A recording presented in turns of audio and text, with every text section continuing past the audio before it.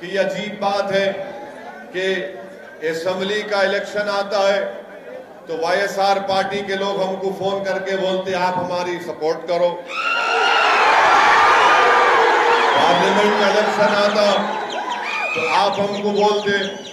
अब municipal election आया तो एमआईएम पार्टी का मीटिंग मैदान में नहीं होना, हिंदूपुर में इलेक्शन क्यों लड़ रहे, अनंतपुर में क्यों लड़ रहे, अधोनी में हमको पब्लिक मीटिंग का परमिशन दिए फिर कैंसिल कर दिए, मगर वहां पर बड़े बड़े लोग हैं मिनिस्टर बनने का ख्वाब देख रहे हैं और अधोनी के अवाम को कह दिया कि मेरे को मिनिस्टर बनना है, असदुद्दीन ओवैसी को अधोनी में जलसा करने नहीं दूंगा। मैं उनको बताऊंगा कि आप मिनिस्टर बन जाओ या चपरासी बन जाओ, मेरे मगर एक बात याद रखो, आप मजलिस-ए इत्तेहादुल मुस्लिमीन को रोक नहीं सकते।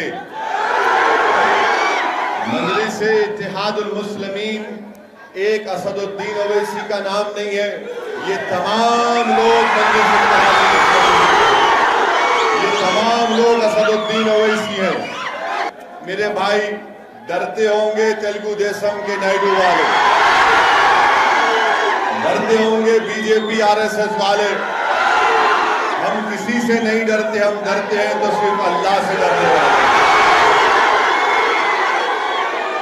तो अब क्या हुआ, वहां के अधोनी के जो जिम्मेदार थे वाईएसआर पार्टी के, उन्होंने हिमाकत करे, क्या करे, हिमाकत करे, थोड़ा दीवानापन करे।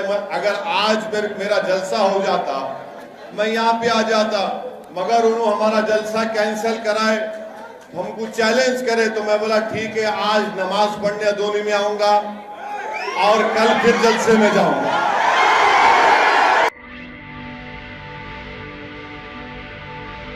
अपनी जानिब से एमआईएम पार्टी की जानिब से उन तमाम आंध्र प्रदेश की आवाम को पैगाम देना चाहता हूं कि MIM party Visakhapatnam steel plant के प्राइवेटाइजेशन के खिलाफ है। एमआईएम पार्टी उन तमाम लोगों के साथ है जो इस बात का मुतालबा कर रही है कि विशाखापट्टनम स्टील प्लांट के प्राइवेटाइजेशन को रोका जाए।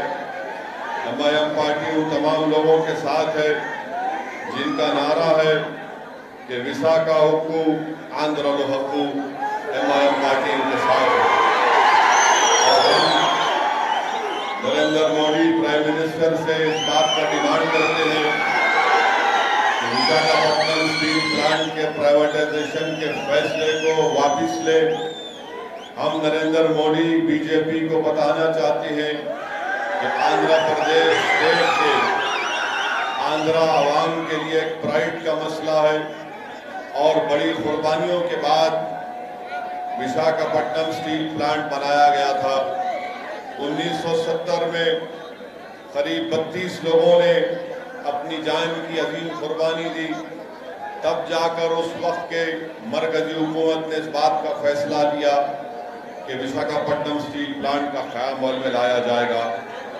आप लोग जानते हैं कि कम से कम 65 गांव को उसकी ज़मीन को इसमें मिला दिया गया और करीब 22,000 एकड़ लैंड इसमें इस्तेमाल की गई। आपको मैं बताना ज़रूरी समझता हूँ शुरुआत में कि विशाखापट्टनम स्टील प्लांट में 19,000 एकड़ ज़मीन है जिसकी मार्केट वैल्यू करीब 1 लाख करोड़ है। मैं ये बात समझने से कासिर हूँ कि भारत के प्रधानमंत्री आखिर क्यों विशाखापट्टनम स्टील प्लांट को प्राइवेटाइज करना चाहते हैं। क्या भारत सरकार के पास, क्या मोदी गवर्नमेंट के पास पैसे नहीं है कि वो विशाखापट्टनम स्टील प्लांट को दोबारा स्टार्ट करवाए? क्या नरेंद्र मोदी 20,000 लोगों को बेरोजगार करना चाहते हैं? नरेंद्र मोदी की सरकार ने 6.5 साल में जनता को वादा किया था कि हर साल 1 करोड़ लोगों को नौकरियां देंगे, मगर नौकरी नहीं दी। भारत के गरीब आवाम और नौजवान उनका मुकद्दर बेरोजगार बनाकर रख दिया उनको। आज ये सरकार विशाखापट्टनम स्टील प्लांट को प्राइवेटाइज करके क्रोनी कैपिटलिज्म की एक बेहतरीन मिसाल यहाँ पर पेश कर रही है। हम करनूल के इंतखाबी जलसे से यहाँ की रियासती हुकूमत के चीफ मिनिस्टर, YSR पार्टी के चीफ मिनिस्टर और भारत के प्राइम मिनिस्टर नरेंद्र मोदी, इन दोनों से हम डिमांड करते हैं कि वाइजाग स्टील प्लांट के प्राइवेटाइजेशन को रोका जाए। और हम YSR पार्टी से इस बात का डिमांड करते हैं कि आंध्र प्रदेश की जनता ने इतनी बड़ी तादाद में आपको लोकसभा और असेंबली के इलेक्शन में कामयाब किया। हमारा डिमांड यह है कि यहाँ के चीफ मिनिस्टर अपना सिर्फ खत लिखकर मोदी से अपने गम का इजहार ना करें, बल्कि हम चीफ मिनिस्टर आंध्र प्रदेश से ये मुतालबा करते हैं कि वो आंध्र प्रदेश की जनता के मिजाज को समझें और रोड पर निकल कर आकर बीजेपी नरेंद्र मोदी सरकार के खिलाफ एहतजाज करें। MIM पार्टी भी उनका साथ देगी वाइजाग स्टील प्लांट को प्राइवेटाइजेशन। दूसरी मेरी बात आप तमाम से अर्ज करना यह है कि ये एक इलेक्शन की मीटिंग है और 10 तारीख के दिन इंतखाबात या पोलिंग का दिन है। मैं आपको ये बात बताना जरूरी समझता हूं मेरे भाई कि MIM पार्टी ने 2019 के असेंबली और पार्लियामेंट के इलेक्शन में हमने आप तमाम से अपील की थी कि आप इस इलेक्शन में TDP और BJP के खिलाफ वोट दीजिए। हमने आपसे अपील किया था कि आप असेंबली और पार्लियामेंट के इलेक्शन के लिए जगन मोहन रेड्डी का साथ दीजिए। आज ये म्युनिसिपल इलेक्शन है। मैं आपके दरमियान में खड़े होकर आंध्र प्रदेश की आवाम से अपील कर रहा हूं कि जहां कहीं भी MIM पार्टी के कैंडिडेट हैं, आप MIM पार्टी के कैंडिडेट्स को वोट देकर कामयाब करिए।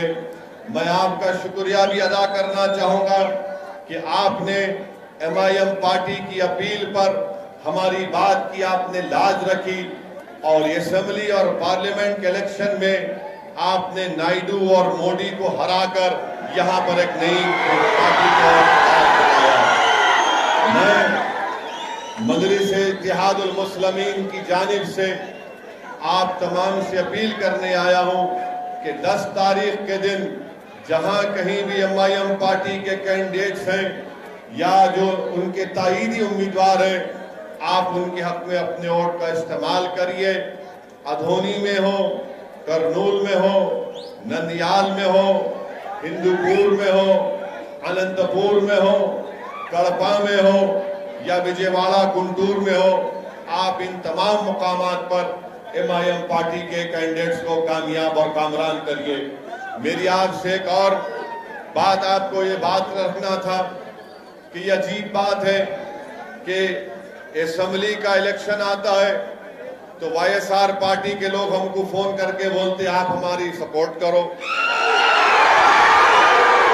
पार्लियामेंट का इलेक्शन आता तो आप हमको बोलते।